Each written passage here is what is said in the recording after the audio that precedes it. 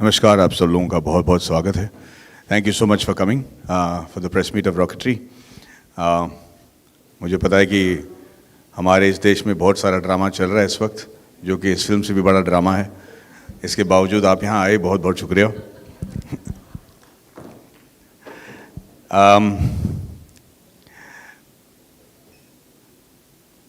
मैं ये जानना चाहता हूँ कि मैं आपके साथ हिंदी में बात करूँ या अंग्रेज़ी में। हिंदी ठीक है, बढ़िया। तो मैं इस प्रेस कॉन्फ्रेंस को इसके साथ शुरू करना चाहता हूँ कि ये पिक्चर बनी कैसे, बनी क्यों और इसकी खासियत क्या है। विक्रम वेदा नामक पिक्चर ख़त्म करके तमिल में जब मैं सोच रहा था कि मैं कौन सी पिक्चर बनाऊँ, उस वक्त किसी ने मुझसे आके कहा कि भाई नंबी नारायण नामक एक इसरो साइंटिस्ट हैं। ये 2016 की बात है कि नंबी नारायण करके एक साइंटिस्ट हैं इसरो के, जो कि दिखने में बहुत अच्छे हैं। उनके एक मालदीवियन औरत के साथ अफेयर हो गई, दोनों पकड़े गए। उन्होंने इंडिया की जो रॉकेटरी सीक्रेट है उसको पाकिस्तान को बेच दिया, जिसकी वजह से उनको जेल में डाला गया, टॉर्चर किया गया। इंटरोगेशन के दौरान लगभग उन्हें जान से मार दिया गया। फिर भी वो बाहर निकले और उन्होंने ये साबित कर दिया कि वो बिल्कुल निर्दोष हैं। तो मैंने कहा बढ़िया है यार, good looking ISRO scientist, Maldivian औरतें, तो ये पुअर मैन जेम्स बॉन्ड की फिल्म बनेगी। तो हम इस तुच्छ और बहुत ही नीच इरादे के साथ मैं नंबी नारायण साहब से मिलने ट्रिवेंड्रम चला गया। जिस वक्त मैं उनसे मिला, उस वक्त जैसे मुझे किसी ने जोर से चाटा मारा हो, क्योंकि नंबी नारायण से मिलने के बाद माधवन आफ्टर नंबी नारायण एक अलग ही इंसान बन गया। उस आदमी में जो तेजस थी, उसके चेहरे में जो रौनक के साथ जो दर्द था, उसकी आंखों में जो आंसू थे, और उसके मतलब जो प्रेजेंस और ऑरा था, उसको देखते ही मैं समझ गया कि यहाँ कुछ गड़बड़ है। इस इंसान को सिर्फ इस स्पाई केस की वजह से नहीं जाना जा सकता, इनमें कोई तो बात है जो हम मिस कर रहे हैं। पर ये मुझसे बड़े अदब से मिले। उन्होंने मुझसे कहा, माधवन साहब मैंने आपकी पिक्चरें देख चुका हूँ और आप बड़े अच्छे एक्टर हैं, मैं आपका फ़ैन हूँ। मैंने कहा बहुत अच्छा। और फिर हम केस के बारे में बात करना शुरू किया और वो एकदम आग बबूला हो गए। उनके होंठ कांप रहे थे। वो मुझसे कह रहे थे कि ये ऐसे इल्ज़ाम मुझ पर कैसे लगा सकते हैं, ये कैसे कह सकते हैं कि मैं देशद्रोही हूँ, ये केस को देखो, हम कहाँ थे, ये औरत कहाँ थी, ये वो। बड़े गुस्से में बात कर रहे थे, मतलब उनके चेहरे पे मतलब ठहराव ही नहीं था।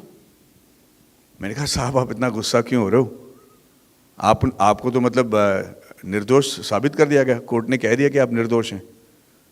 और उन्होंने कहा खाक पता है यार, तुझे पता है, मुझे पता है, कोर्ट को पता है, पर आज भी आप मेरा नाम गूगल में डाल के देखो आता क्या है। और वो सही कह रहे थे। जब मैंने गूगल में उनका नाम डाला तो आया कि इसरो स्पाई केस नंबी नारायणन। कहता आज भी मैं स्पाई हूं, मेरे घर पे मतलब लड़की नहीं देना चाह रहे यार। और मैंने कहा कि हाँ बिल्कुल सही बात है।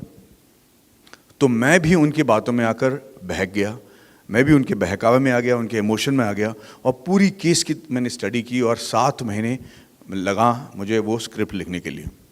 7 महीने बाद भाई साहब जब मैं ये स्क्रिप्ट लेकर उनके पास गया तो बड़े खुश थे। वो पढ़े, नरेशन सुने। मैं भी बड़ा नर्वस आ गया था क्योंकि मैं पहली बार स्क्रिप्ट लिख रहा हूँ।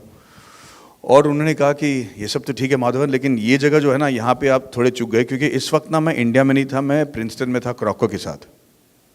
मैंने कहा 1 मिनट, आप प्रिंसटन कब गए? उन्होंने कहा यार मैं तो पहला आईवी लीग साइंटिस्ट हूँ ना इंडिया से, मैं प्रिंसटन में था क्रॉको के साथ।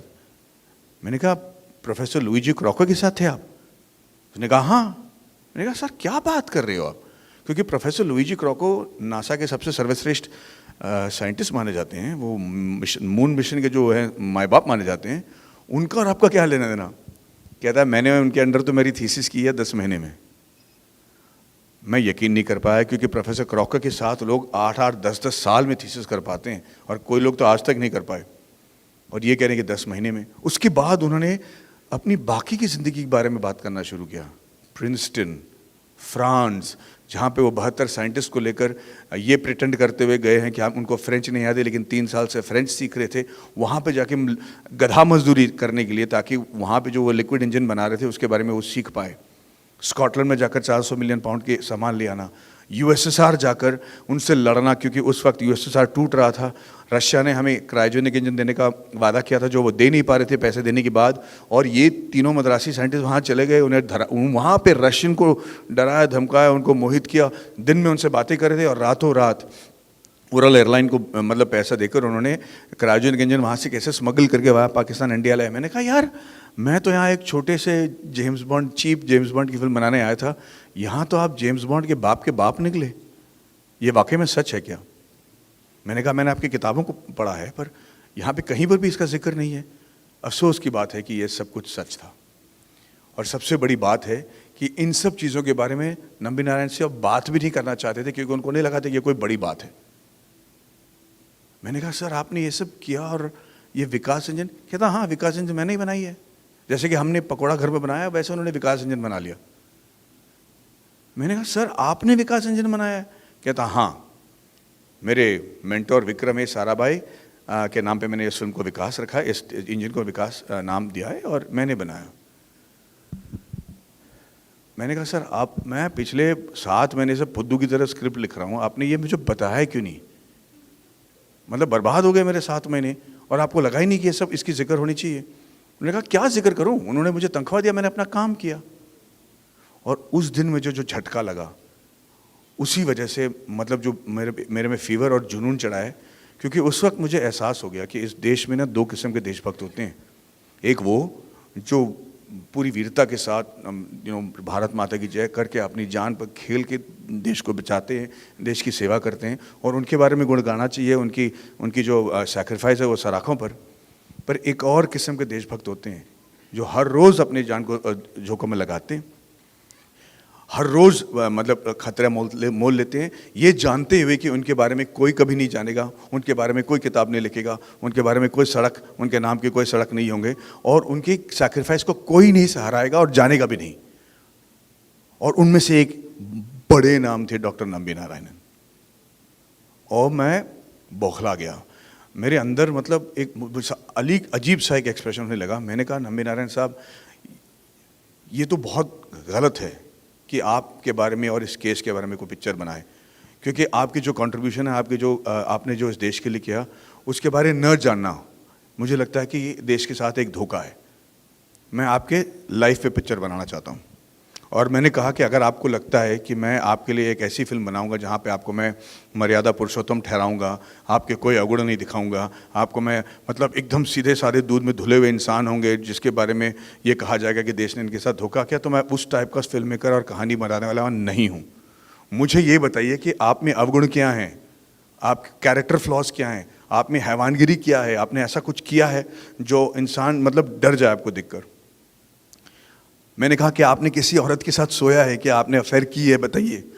75 साल के एक उम्र इंसान से मैंने ये डायरेक्ट पूछा। 2 बजे थी, मैं जानना चाह रहा था कि ये अपने आप के बारे में क्या सोचते हैं और किस तरीके से रिएक्ट करेंगे। आम तौर पे किसी 75 इंसान के आदमी से आप कहेंगे तो वो कहेंगे चलो भैया आप अपना तमीज़ से बात किया करो, क्या बात कर रहे हो। पर नंबी नारायण साहब 1 सेकंड के लिए भी झिझके नहीं। उन्होंने कहा मेरे अवगुण के बारे में जानना चाहते हो, लो बताता हूँ।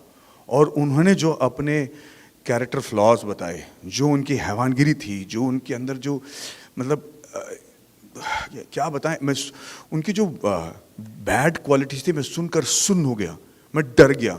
मैंने कहा ये इंसान इतना बेरहम कैसे हो सकता है। और मैंने उन सब चीज़ों को बटोरा। 1.5 साल मुझे और लगे उस स्क्रिप्ट को लिखने के लिए। उन सारे अवगुण के बारे में मैंने इस पिक्चर में बताया है, क्योंकि मुझे लगा कि जब तक ये अवगुण नहीं बताए जाएंगे, जब तक मैं इसको इंसान नहीं बनाऊंगा, तब तक इनकी जो अचीवमेंट है उस पर भी कोई यकीन नहीं करेगा। और 1.5 साल बाद ये स्क्रिप्ट जब मैंने फिर से लिखी और मैंने शूटिंग शुरू किया, तब से लेकर आज तक हमारे सर से ये जुनून नहीं उतरा है। मैं आपको बता दूं कि मैंने ये पिक्चर क्यों बनाया, ख़ास करके 2 वजह हैं। एक ये कि नंबी नारायण नामक इंसान के साथ जो हमने किया वो सिर्फ इंडिया में नहीं, कोई भी देश में लोग अपने साइंटिस्ट के साथ नहीं करना चाहिए। इससे बड़ा जो है देश के साथ धोखा आप नहीं कर सकते। दूसरी बात ये है कि हम फिल्म वाले जो हैं बड़े बड़े बजट्स की पिक्चर बनाते हैं, हमेशा स्वतंत्रता संग्राम के बारे में बताते हैं, अपनी फ्रीडम के बारे में बनाते हैं, मुग़ल फाइट के बारे में बनाते हैं। लेकिन एक और क्षेत्र है जहाँ इंडिया सबसे मतलब जहाँ इंडिया के अचीवमेंट को मतलब सराहा जाता है, सराखों पर रखा जाता है, और उसके बारे में हम नहीं कहते, और वो है साइंस एंड टेक्नोलॉजी। हमारे आईटी के हमारे जो इंजीनियर्स हैं, हमारे आईटी और जो टेक्नोलॉजी के एक्सपर्ट्स हैं, जो हमारे मेडिकल प्रोफेशनल्स हैं, और हमारे रॉकेट साइंटिस्ट जो हैं, अमेरिका अगर इंटरस्टेलर बनाता है, इंसेप्शन बनाता है, अपोलो 13 बनाता है, स्टीव जॉब्स की फिल्म बनाता है, तो हमको लगता है कि हाँ भाई, ये अमेरिकन में ये क्षमता है कि ये दुनिया को बचा सके, ये बड़े सुपरस्टार्स हैं, यही लोग जो हैं हमारी दुनिया को बचा पाएंगे।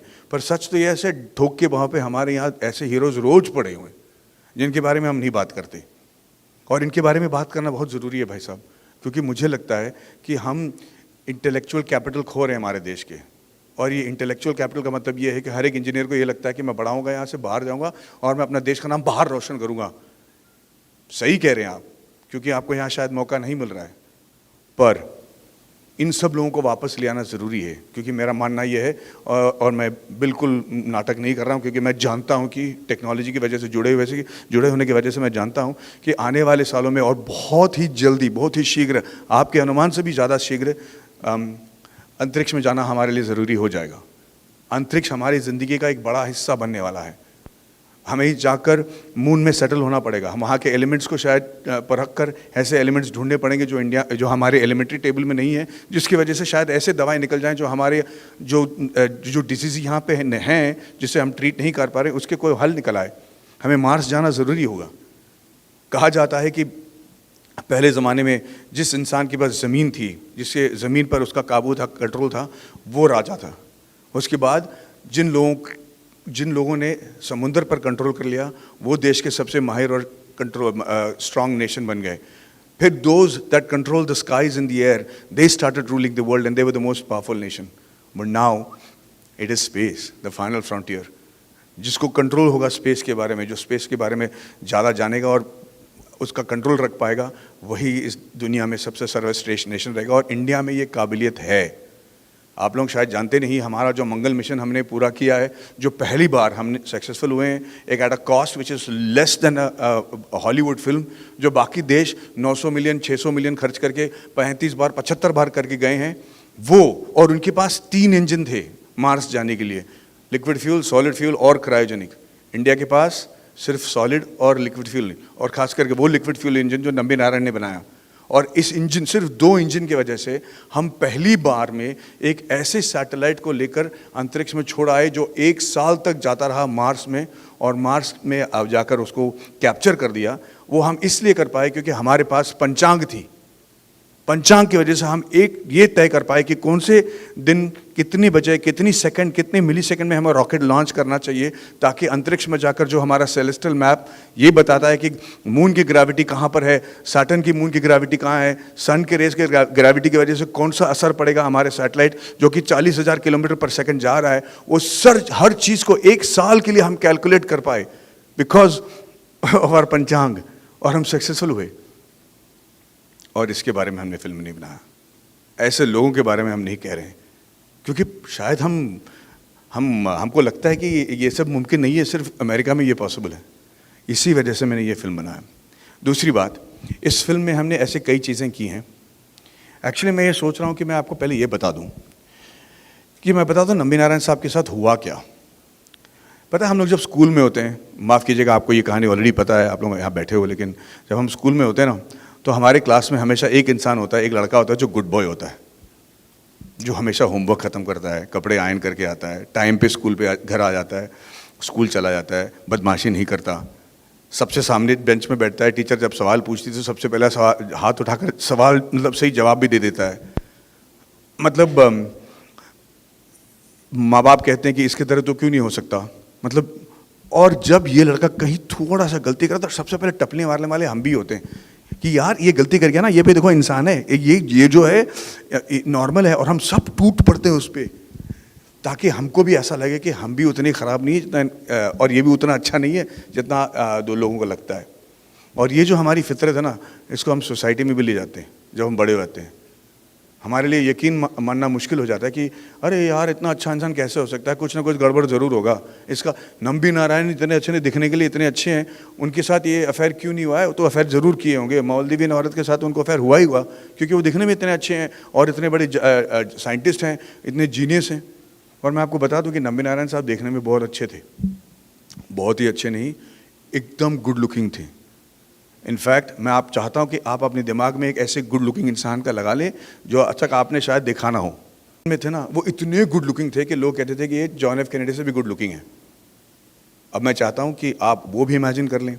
अब दो चीज़ हो सकता है, या तो मैडी बकवास कर रहा है, बावला हो गया है, ऐसा हो नहीं सकता, या ये हो सकता है कि नंबी नारायण वाकई में इतने खूबसूरत थे। तो मैं चाहता हूँ कि थोड़ा लाइट्स बंद कर दें लोग, और भाई साहब आप भी थोड़ा लाइट्स बंद कर लीजिए। और मैं आपको एक तस्वीर दिखाऊंगा जब नंबी नारायणन प्रिंसटन में थे अपनी बीवी के साथ। Lights off please. तो सबको ये यकीन करना मुश्किल हो गया कि ये एक्चुअली इनोसेंट हैं। तो इस फिल्म में हमने कई चीज़ें की हैं जो मैं मानता हूं कि आज तक किसी भी फिल्म में नहीं हुआ हो, और इसके लिए मैं आपको बता दूं पहले कि ये क्या चीज़ें हैं। सबसे पहले तो इस फिल्म को हमने 3 लैंग्वेज में लगातार शूट किया है, इंग्लिश, हिंदी और तमिल, और इसको हमने 8 कंट्रीज़ में शूट किया है। हमारे सारे आर्टिस्ट हर लैंग्वेज बोलते थे, और हमने लाइव साउंड शूट किया और 50 साल दिखाया है, जो आज तक किसी फिल्म में किसी ने नहीं किया हो।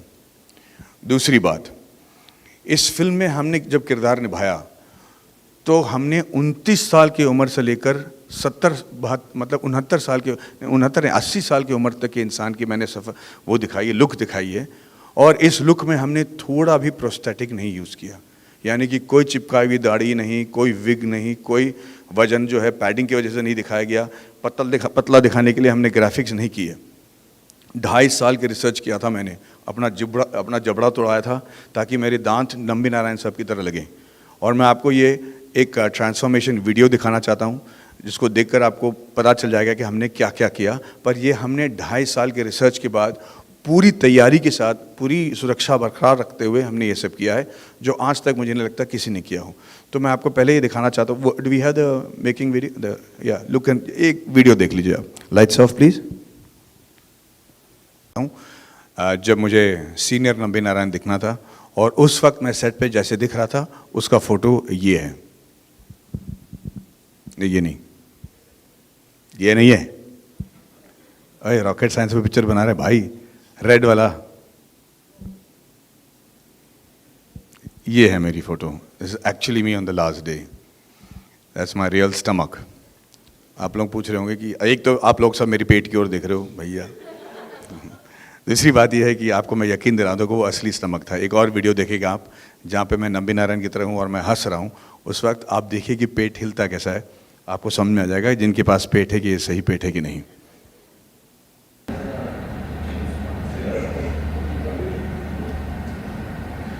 ये पैडिंग वाला पेट हो नहीं सकता। अब मैं आपको एक ऐसा फोटो दिखाऊंगा, इस फोटो को लेने के ठीक 14 दिन बाद वाली मेरी ये फोटो। आप हेयर स्टाइल नोटिस करें ताकि आपको यकीन हो जाए कि कुछ चेंज नहीं हुआ। और 14 दिन बाद हमारे रिसर्च की वजह से जो हमने किया है वो फोटो देखिए।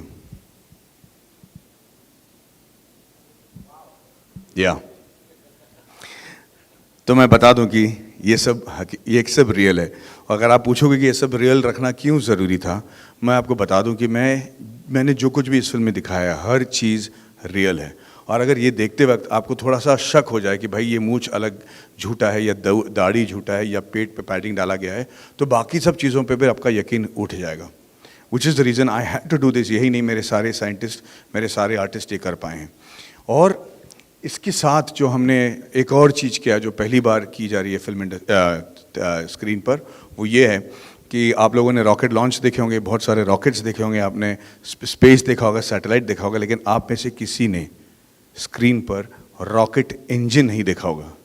और मैं लेडीज़ को बता दूं, औरतों को बता दूं कि रॉकेट इंजन जो है ना, देखने के लिए एक डायमंड ब्रोच की तरह दिखता है। मतलब आप देखते ही प्यार हो जाए।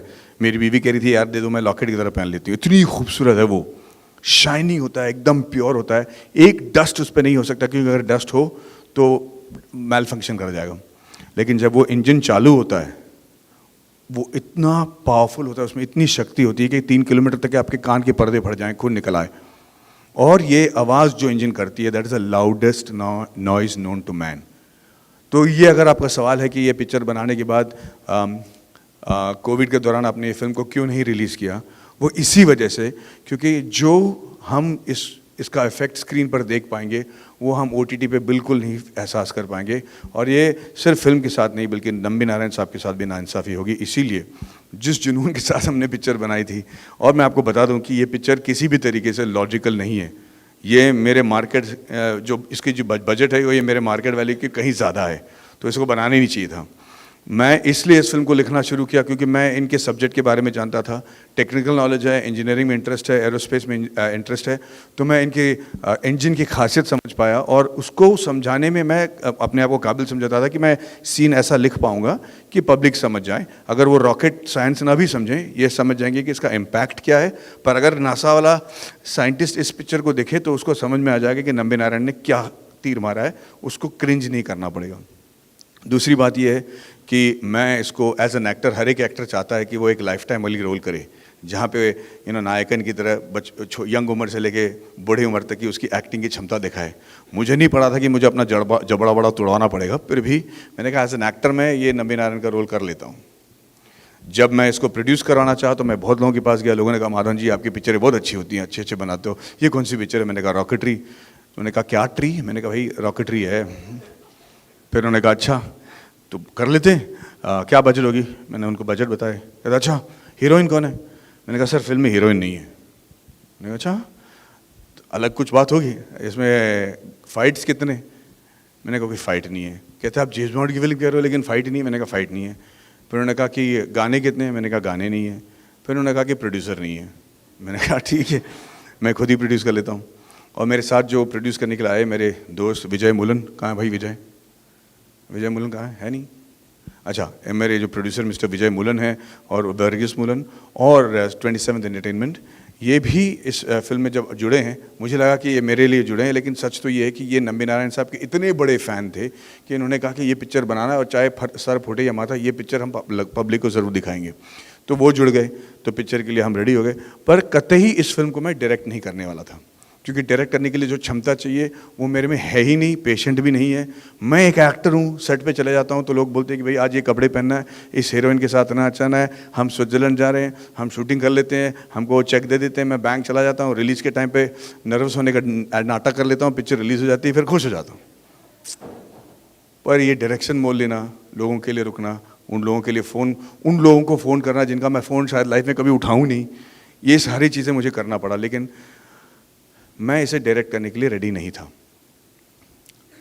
शूटिंग के 20 दिन पहले, 25 दिन पहले मेरे डायरेक्टर साहब जो थे उनसे उनका शेड्यूल मैच नहीं हो पाया, उन्होंने एंड वक्त पे हमें वो इस फिल्म को डायरेक्ट नहीं कर पाए। उस वक्त मेरे पास दो चारा था कि पिक्चर को या तो ड्रॉप कर दो या फिर नंबी नारायण साहब का कहना था कि मैडी आप ये कहानी के बारे में जानते हो, आप इंजन के बारे में जानते हो, आपने बड़े बड़े डायरेक्टर के साथ काम किए, तो आप फिल्म को डायरेक्ट ज़रूर कीजिएगा। और मेरे फंडर्स भी कहा कि हाँ है आप करो यार, इट शुड बी ओके। तो एक मूड में आके, जोश में आके मैंने कहा मैं डायरेक्ट कर लेता हूँ। लेकिन 25 दिन बाद जब मैं पहली बार सेट पे गया तो ऐसी फटी है कि क्या बताऊँ। मतलब मेरे सामने एक ऐसा पहाड़ खड़ा था जिसका मैं शिखर नहीं देख पा रहा था, डरा हुआ था। मेरे दोस्त ने कहा यूएस से फ़ोन करके, पता नहीं क्यों उसने फ़ोन किया, लेकिन यूएस से फ़ोन करके उसने कहा कि मैडी यार तू सेट पे पहुंच चुका है, लोग रुके हुए हैं, तेरे सामने कैमरा है, एक शॉट ले ले, पहला शॉट तो ले ले, छोटा सा एक शॉट ले ले बस, फिर तय करना कि करना क्या है। मैंने कहा ठीक है। मैंने एक पहला शॉट लिया, फिर दूसरा शॉट लिया, और ऐसे शॉट लेते लेते आज मैं आपके सामने खड़ा हूँ। 1 जुलाई को पता चल जाएगा कि हमारा कौन कितने पानी में है। पर मुझे गर्व है कि मैंने वो पिक्चर बनाई है जो मैं बनाने निकला था। भले ही 6 साल लग गए हों इस सफ़र में, पर the degree of separation between the originally conceived script and the story and the final product is the least, which is why we are very very happy and I am take great pride in presenting you the story of doctor Nambi Narayanan. अब मैं पूरी सच्चाई के साथ और ईमानदारी के साथ आपके सवालों का जवाब देने की कोशिश करूँगा। अगर आपके पास कोई सवाल है तो प्लीज़ मुझे पूछिए। हाँ जी ma'am. Hi. Hello. So you have written, directed and produced the film and like you've gone all in. तो मुझे पूछना था कि ऐसा कोई सीन या एनेक्डोट है that you regret like not including or you wish you could have included in the film? Nambi Narayan, एक तो यार जब मैं एक्टर हूँ और लोग मुझे कहते थे कि कोई फिल्म को ना डायरेक्ट कर रहा है, प्रोड्यूस कर रहा है, लिरिक्स भी लिख रहा है और गाने भी कर रहा है, तो मैं हंसता था क्योंकि मुझे पता था कि उस फिल्म का कुछ नहीं होने वाला, मतलब फालतू फिल्म होगी। क्योंकि इतने सारे ये एक्सपर्ट डिपार्टमेंट्स हैं कि आज के ज़माने में कोई नहीं कर सकता, लेकिन मेरे पास कोई चारा नहीं था। नंबी नारायण साहब की पूरी जो कहानी है वो इतनी सिनेमैटिक है कि मैं आपको बता दूं कि ज़्यादातर कोई जब बायोपिक आप बनाते हो, you know, you add scenes to make it cinematically palatable. I had to not just keep it original, I had to reduce and deduct incidences to make it believable, because it was impossible to believe that a man could go through so much and not commit suicide, or a man could achieve so much and nobody should know about him. So if anything, I have removed facts. So there is no anecdote. I think the film is very funny in the beginning because Dr. Nambi Narayan had a fantastic sense of humor. We've tried to capture that. But I wish I had 12 hours to tell his story, because the case, which is what he's known for, the spy case, is barely there for 8 minutes in the film. And that is because I couldn't include all that he did, and how he went and slept on the Supreme Court staircase, about how he fought his own case because the lawyers would not represent him, about how the whole constitution was changed. In fact, he made the constitution pay him. The whole story is based on facts and the verdicts from the court. But there is so much more to tell. For 3 years, what did they do in France? How did they behave brutally? What were all his brutal qualities? What did he do and how did he frighten the Russians? I had only 2.5 hours to tell the film, so that is the only regret. So Yes. yeah. Sir, I have few question to ask. Few, अच्छा. Yeah. My first question is the trailer got released. 1 साल पहले trailer release हुआ था. क्या इतना time क्यों लगा sir ऐसी मूवी को लाने में? पहला सवाल सर मेरा ये है. भाई साहब, हमारे पास चारा नहीं था. जब हम अप्रैल 14 तारीख को इस पिक्चर को रिलीज़ करने वाले थे, तब अप्रैल 2 तारीख को लॉकडाउन हो गया और इस फिल्म को हमने तय किया था कि सिर्फ थिएटर में दिखाएंगे. तो इनफैक्ट मुझे लगता है कि हमारा रिकॉर्ड ये है कि कोविड इरा से पहले ख़त्म होने वाली पहली फिल्म है जो इतनी लेट रिलीज़ हो रही है. बाकी सारे फिल्में रिलीज़ हो गई, हिट होकर पैसे कमा के हजम भी किए गए, लेकिन अब तक हम जो है डरे धमके हुए हैं. और सर मेरा दूसरा सवाल आपसे, जब आपको ये पिक्चर लिखनी थी व्हेन यू, तो उससे पहले आपकी कभी मुलाकात नहीं हुई थी नंबी नारायण थी, and there is one book also written. तो आपने वो किताब पढ़ी थी और कोई ऐसी बातें जो इस मूवी में दिखाएगी जो वो किताब में नहीं लिखी हुई है? भाई साहब, उस किताब तो पहला सवाल का जवाब ये कि नहीं, मैं उनके बारे में नाम ही नहीं सुना था, मुझे पता ही नहीं था कि वो कौन है. नंबी नारायण नामक नाम तो मेरे कान में पड़ा भी नहीं था. पहली बार जब मैं सुना तो मुझे वो इसरो केस के बारे में वो डायरेक्टर ने बताया. दूसरी बात यह है कि उनकी जो किताब है उसको पढ़कर मैंने बहुत बड़ी गलती की, क्योंकि उस किताब में इनके अचीवमेंट्स के बारे है ही नहीं, क्योंकि उनको लग ही नहीं रहा था कि अचीवमेंट है. तो उस किताब को अगर आप पढ़ोगे तो लगेगा कि एक फीका है यार, क्योंकि उसमें ज़्यादा उनके जो मानसिक स्थिति थी उस वक्त, वो सिर्फ इस चीज़ से खफा थे कि ये केस उन पे हो गया. तो वो किताब में भी ज़्यादातर इस केस के बारे में जिक्र किया गया. तो इनके अचीवमेंट्स के बारे में जो रशिया में, यूएसएसआर में, जैसे मैं कह रहा हूँ, ये तो है ही नहीं. तो जब मैं उनसे मिला तो मुझे 1.5 साल एक्स्ट्रा लगे ये स्क्रिप्ट लिखने के लिए. सर आपने ये इस मूवी में लिखा भी, आपने डायरेक्ट भी आप किए, और पता चल रहा है कि this will be your last movie as a director. Is it true sir? No sir, like I have heard that. So मतलब ये आई वाज जस्ट सेइंग कि ये डायरेक्शन मेरी बस की बात नहीं है. And this was a wild trip because of complete insanity. I don't think I will be able to direct again. And what was the difficult parts as a writer, director, and doing acting? What was the difficult part? क्योंकि biopic करने से पहले हम उस इंसान के बारे में जान लेना बहुत मतलब लाइक इम्पोर्टेंट होता है. And now when we see the biopic, cricketer पे बनती है या फिर कोई स्टार्स पे बन जाती है, पर एक साइंटिस्ट पे, इतने बड़े कलाकार पे, इतने बड़े साइंटिस्ट पे बायोपिक बनना is a big thing sir. So what was the difficult part? And आपने ये इनके लिए बायोपिक बनाना क्या कुछ दिमाग में था सर आपके? आप सही कह रहे हैं. अगर मैं बायोपिक एक क्रिकेटर के बारे में या एक फाइटर के बारे में या एक डांसर के बारे में या सिंगर के बारे में बनाता तो पब्लिक को ये बताना कि ये अच्छे सिंगर हैं, अच्छे क्रिकेटर हैं, बहुत आसान हो जाता, क्योंकि हम विजुअली दिखा सकते हैं कि भाई अच्छा नाच रहा है, अच्छा गा रहा है, अच्छा क्रिकेट खेल रहा है. पर एक रॉकेट साइंटिस्ट की क्षमता मैं आपको कैसे समझाऊं, और वो भी साधारण रॉकेट साइंटिस्ट और जीनियस रॉकेट साइंटिस्ट के बीच के फ़र्क मैं आपको कैसे समझाऊं. तो ये समझने में मुझे बहुत वक्त लग गया, और समझते समझते एक ऐसा स्क्रिप्ट लिखना, एक ऐसी कहानी लिखना जहाँ पे लोग ये भी समझे कि ये रॉकेट साइंस है, इसलिए मुझे सब कुछ समझ में नहीं आना चाहिए, लेकिन इसका इम्पैक्ट भी सही हो, लेकिन जिसे रॉकेट साइंस समझ में आए उसे भी लगे कि वाह यार नंबी नारायण ने क्या हासिल किया है. ये मेरे लिए राइटिंग वाइज बहुत बड़ा चैलेंज था. जब मैंने इसको क्रैक कर लिया, मुझे बाकी सब चीज़ें आसान लगने लगी. Hello, sorry, that is the most difficult part. Hello, hi, Maddy Neha from Aaj Tak. मेरा 2 सवाल है. एक तो कांस फिल्म फेस्टिवल में इसे दिखाया गया और जिस तरीके का रिस्पांस रहा, वो कितना ओवरवेलमिंग था आपके लिए, और वो उसके बारे में वो एक्सपीरियंस थोड़ा बताएं. तो जब हम सेलेक्ट हो गए कांस के लिए तो मुझे एक बहुत बड़ा डिसीजन लेना पड़ा कि मुझे जाना चाहिए या नहीं, क्योंकि पिक्चर रिलीज़ होने से 1 महीने पहले वो पिक्चर पब्लिक को दिखाई जाएगी, और वो भी कैन में, जहाँ पे लोग ज़्यादा सहानुभूति नहीं दिखाते। अगर पिक्चर अच्छी नहीं है तो उठ के चले जाएंगे या फिर आपकी इज़्ज़त नीलाम कर देंगे। तो मुझे लगा कि पब्लिसिटी अच्छी होगी, लेकिन अगर पिक्चर समझ में नहीं है और पसंद नहीं है लोगों को तो मेरी बैंड बज जाएंगे। फिर भी हमने कहा कि यार इतनी दूर पहुंच गए हैं, चलो कर ही लेते हैं। और जब पिक्चर दिखाई जा रही थी, मैं बाहर बैठकर बहुत प्रे किया हूँ। मुझे सिर्फ ये डर था कि जितने लोगों ने मुझ पर भरोसा करके ये पिक्चर को वहाँ इंटरनेशनल इसका जो प्रीमियर करवाया है, कम से कम उनको मैं एम्बैरस ना करूँ, क्योंकि इतना दूर ले जाके इंडिया पिक्चर दिखा के आप एम्बैरस कर दोगे तो मतलब इससे बड़ा ये नहीं हो सकता। बट थैंकफुली जब वो पिक्चर रिलीज़ हुई और पिक्चर ख़त्म हुई तो सब उठकर ताली मारने लगे, और कुछ 10 मिनट तक लगातार उन्होंने ताली मारा। मुझे नहीं पता कि वो मेरे लिए ताली मार रहे थे या मेरी एक्टिंग के लिए मार रहे थे, लेकिन मुझे यकीनन पता है कि वो नंबी नारायण साहब के लिए मार रहे थे, जिसकी वजह से मुझे तसल्ली हो गई कि भैया मैंने फुद्दू फिल्म नहीं बनाई है। अब थिएटर में जो होगा सो होगा, लेकिन ठीक ठाक फिल्म तो बनी है। टॉकिंग अबाउट थिएटर, तो थिएटर में आफ्टर पोस्ट कोरोना जो है वो बहुत ही मतलब वो रॉकेट साइंस हो गया उसके बॉक्स ऑफिस के मतलब प्रेडिक्टेबिलिटी को लेकर। तो being a producer, director, actor, कितना टेंशन या प्रेशर है एक बॉक्स ऑफिस के कलेक्शन को लेकर? मुझे तो एक्चुअली रिलीफ है कि 6 साल के बाद ये पिक्चर रिलीज़ हो रही है। हाँ, जहाँ तक इसका आउटकम है वो तो मैं इतनी पिक्चरें रिलीज़ कर चुका हूँ कि मुझे पता है कि कोई कुछ प्रेडिक्ट नहीं कर सकता। पर हमें पता है कि पूरे तहे दिल से हमने ये फिल्म बनाया है, और अगर चल जाए तो अच्छी है, सोने पे सुहागा। अगर नहीं चलती है तो फिर हम अपने आप को रीइंट्रोस्पेक्ट करेंगे। लेकिन जहाँ तक बॉक्स ऑफिस में परफॉर्मेंस की बात है, it's not such a rocket science. हाल ही में जितने भी बड़े पिक्चरें हिट हुई हैं उसमें हमने ये चीज़ कॉमन दिखा है कि चाहे वो पुष्पा हो, RRR हो, बाहुबली हो, गंगूबाई हो, या कश्मीर फाइल्स या भूल भुलैया, वो कोई भी फिल्म आसान से 1.5 महीने में 2 महीने में बनने वाली फिल्में नहीं है। उसमें सारे एक्टर बहुत हार्ड वर्क करके उसी पिक्चर में कई सालों तक वो जुड़े रहे और बड़े कमिटमेंट के साथ उन्होंने वो पिक्चर की है।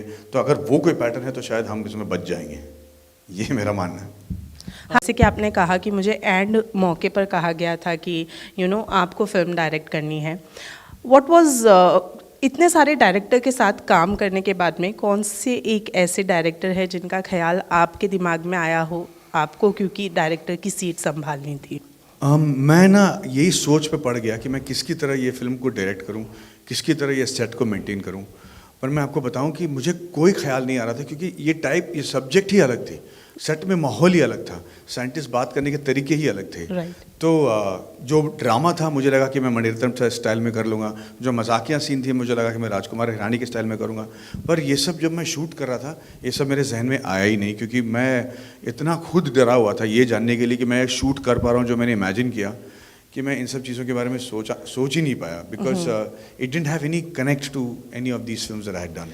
एंड जैसे कि आपने कहा जुग जुग जियो रिलीज होने के बाद देखते हैं क्या होगा, does that disappoint you somewhere और द अदर, या कुछ थॉट है दिमाग में? No, I really want the film to do well, because most people will come. The more the industry makes money, the more jobs we're able to do, the more the kind of films we can do. And I really want to wish the cast and crew of Jug Jug all the best. Jug Jug Jio Bhailon, you really have to.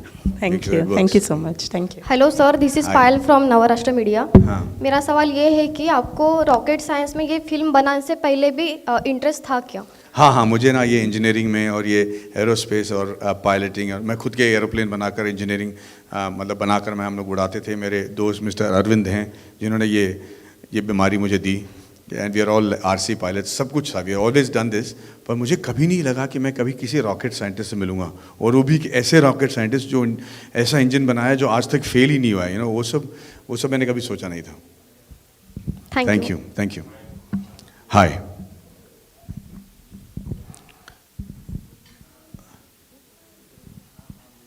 Hi Madhavan. Hi. Madhavan, आप 20 साल से भी ज़्यादा समय से आपने पहले 20 साल से पहले हिंदी फिल्म में काम किया था, साउथ की फिल्मों में लगातार काम करते रहे हैं, दोनों इंडस्ट्री से आप काफ़ी वाकिफ़ हैं। आजकल जो बहस चल रही है साउथ इंडियन फिल्म्स को लेकर, बड़ी बड़ी जो फिल्में हैं RRR, KGF, पुष्पा, और जो स्पेक्टैकल फिल्म बन रही है बहुत लार्ज स्केल पे फिल्में बन रही हैं और हिंदी की फिल्में बहुत कम चल रही हैं। हाल ही में 2-4 फिल्में चली हैं, भूल भुलैया, कश्मीर फाइल्स और गंगूबाई, उसके अलावा फिल्में चली नहीं हैं अगर उस सेंस में देखा जाए। इस पूरी बहस को आप कैसे देखते हैं, क्योंकि आप दोनों इंडस्ट्री से वाकिफ़ हैं, दोनों के ऑडियंस से वाकिफ़ हैं, आप समझते हैं दोनों तरह के सिनेमा को, साउथ के सिनेमा को भी और हिंदी सिनेमा को भी, तो किस नज़रिए से देखते हैं इस पूरी बहस को? देखिए, हकीकत ये है कि Baahubali 1, Baahubali 2, RRR, KGF 1, KGF 2 and Pushpa, ये फिल्में हैं जो हिंदी फिल्मों से ज़्यादा कमा पाई हैं, और वो इसलिए शायद इनके fan followings all over India रहे हैं और ये बड़े स्केल पे बने हैं। पर इसका मतलब ये नहीं कि हिंदी फिल्में नहीं चली हैं। जैसे आपने खुद ही कहा, गंगूबाई से लेकर कश्मीर फाइल से लेकर ये भूल भुलैया तक, वो भी बड़े बड़े हिट, और छोटे मोटे हिट नहीं, बड़े बड़े हिट हुए हैं। पर मुझे लगता है कि ये जो कोविड एरा के बाद लोगों की फितरत बदल गई है ना, तो स्क्रिप्ट्स अगर कोविड प्रूफ नहीं है, मेरा मतलब ये है कि कोविड के बाद ना लोगों का सहन शक्ति कम हो गया है, पेशेंस कम हो गया है। तो स्क्रीन प्ले में जो पेसिंग की ज़रूरत होती है, जो रिसर्च की ज़रूरत होती है, जिसकी वजह से लोगों को लगता है कि फिल्म जल्दी से आगे बढ़ रही है, वो शायद फिल्मों में न होने की वजह से फिल्में नहीं चल रही होंगी, ये मेरा मानना है। दूसरी बात ये है कि ये सारी फिल्में जो चली हैं, उसमें जैसे मैंने पहले बताया था, सारे एक्टरों ने बहुत हार्ड वर्क किया। आप RRR देख लीजिए तो आप एक्टरों की वजह से आप कहोगे कि यार ये पिक्चर इतनी अच्छी है। चाहे वो पुष्पा हो जाए, जहाँ पे उन्होंने टोटली कैरेक्टर मेंटेन किया है थ्रू आउट, क्योंकि अल्लू अर्जुन कमाल के दिखने के हैं, अच्छे डांसर हैं, पर उस फिल्म में उन्होंने वो कैरेक्टर मेंटेन करते हुए रोमांस किया है, डांस भी किया है। तो मुझे लगता है कि ये जो एक्टर के साथ जो कमिटमेंट है, जहाँ पे पिक्चर 3-4 महीने के अंदर नहीं बनते लेकिन सालों में लग जाते हैं, उसको लोग ज़्यादा देखना पसंद कर रहे हैं, बिकॉज दैट इज़। बट फिर भी मैं ये कह दूँ कि एनालाइज करना बिल्कुल यूजलेस है, क्योंकि इंडस्ट्री में the rule is that the day you think there is a rule, you have lost it, because everything is just a changing scenario. And I hope that in the years to come, in the days to come, other films also will do well and another pattern will set in. But I don't think we can actually predict कि how the industry will react. Hello या commercial film है नहीं, आप commercial को define करें।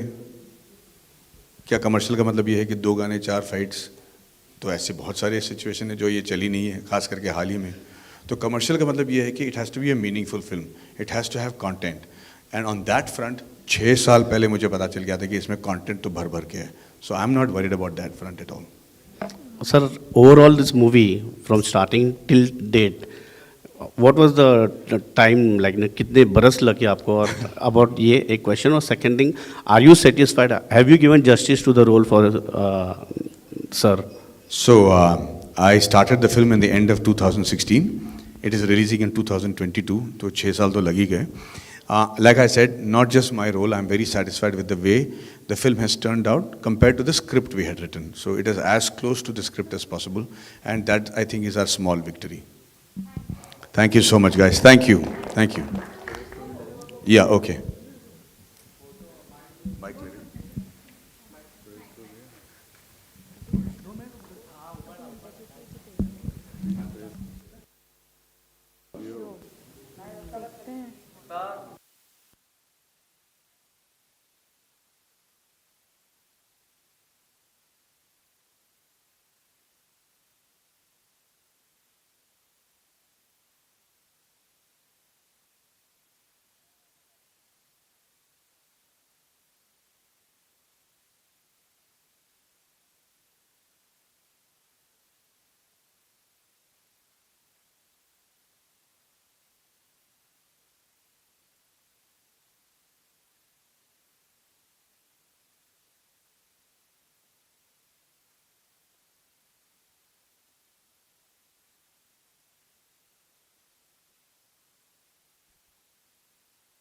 I want to say thank you very much to my friends from the media here.